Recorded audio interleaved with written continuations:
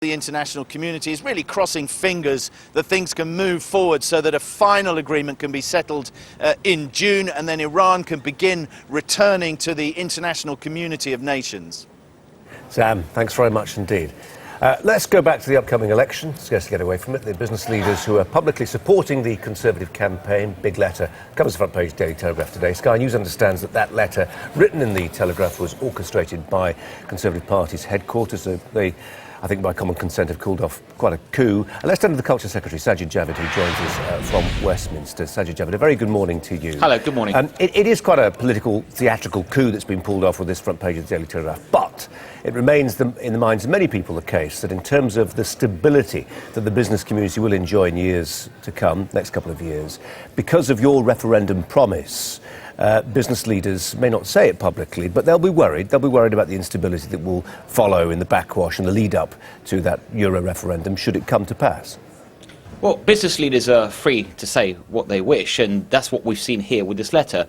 Over 100 senior British business leaders, between them employing over 500,000 people, have all said, so collectively, that the Conservative-led government's long-term economic plan is working, but more importantly, perhaps, that if we deviate from that, then we will put at risk investment and jobs. And I think we should sit up and listen to what they've got to say. Are you happy with this almost reintroduction of this demarcation between the party of the bosses, the Tories, and the party of the workers, Labour? Today they're talking about zero-hour contracts.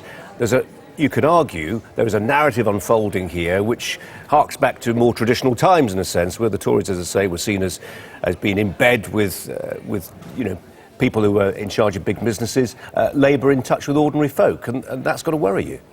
Well, actually, I don't accept that demarcation at all. If you look at what's been achieved over the last 5 years, the massive growth in jobs, over 1.9 million new jobs created, 1,000 jobs a day, that's all about making sure everyone, but especially hard-working people that want jobs, that want to move up the jobs ladder, that they have those opportunities. And that's what this government has helped to deliver. Coupled with the record tax cuts that we've had for people on lower earnings, so that the average typical family is taking home perhaps more than £900 extra a year, because of the changes that we made. That shows that we're on the side of hard-working people, and that's what these business people are talking about, because at the end of the day, they're the ones that make investment decisions, they're the ones that create jobs and opportunities, and we've got to listen to what they are saying. Well, they love this government, don't they, because they've made sure that employers have got the flexibility they want. But one person's flexibility is another person's exploitation. Do you accept that you're vulnerable on zero-hour contracts? Well, actually, we've taken away flexibility when it comes to zero-hours contracts. Let's remember, Labour had 13 years to deal with zero-hours contracts, and they did absolutely nothing.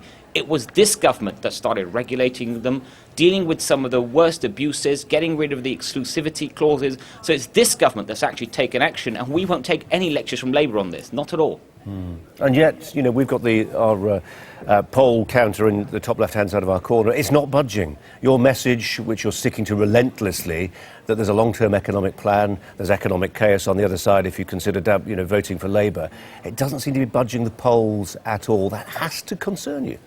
Well, look, the poll that's going to matter is the one on May the 7th. And I think what people are increasingly realising as they think of that day, as it approaches, is that the country faces a very clear choice.